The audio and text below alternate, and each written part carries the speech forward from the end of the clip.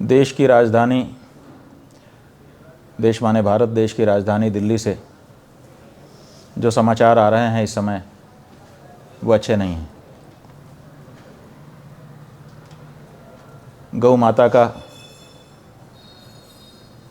मांस दुकानों पर बिकता हुआ लोगों को उपलब्ध हो रहा है और जब उस दुकान से मांस को पकड़वाने के लिए लोग शिकायत कर रहे हैं तो कुछ लोग आकर के खड़े हो जा रहे हैं और वो हल्ला मचा रहे हैं कि बड़ा अन्याय हो रहा है।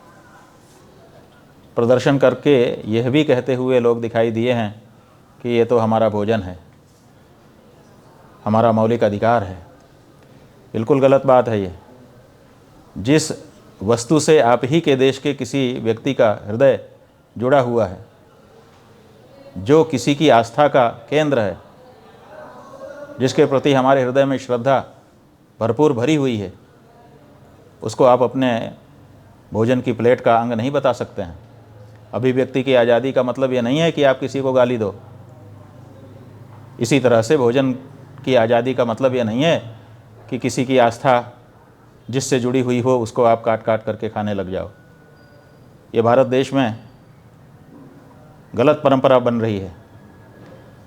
केरल आदि राज्यों में जब ये होता था तब ये कहा जाता था कि ये एक तरफ हो रहा है।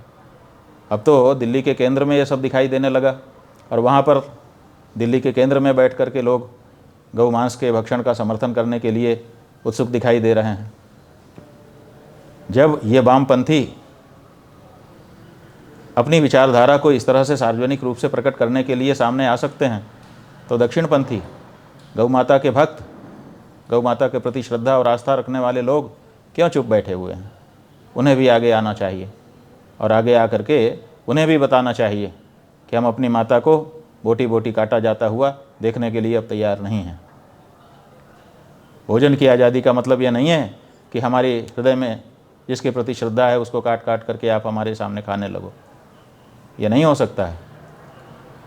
जब से हमको दिल्ली के हमारे परम गौभक्त क्षितिज शंकर पांडे जी ने ये सूचना दी है, हृदय में हमारे पीड़ा है और इसीलिए हम ये कहना चाहते हैं कि कानून बिना हाथ में लिए लेकिन दृढ़ता से गौ भक्तों को भी अपनी बात कहने के लिए आगे आना होगा। जहाँ तक हमने सुना है, कल दोपहर माने रविवार की दोपहर दिल्ली में गौ भक्तों का भी प्रदर्शन है। हम चाहेंगे कि उसमें गौ भक्त बड़ी संख्या में सम्मिलित होकर के गौ भक्तों की भावना को भी दिल्ली सरकार के सामने रखें और केंद्र सरकार के सामने रखें। दिल्ली की सरकार और केंद्र की सरकार इस मामले में दृढ़ता से आगे आए और हम गौ भक्तों की भावना का संरक्षण करें, अन्यथा पीड़ा गहराती जाएगी जिसका कुफल ही होगा, सुफल नहीं हो सकता है। गौ माता की जय। गौ हत्या बंद हो और गौ हत्यारों को कड़ी सजा मिले। नारायण।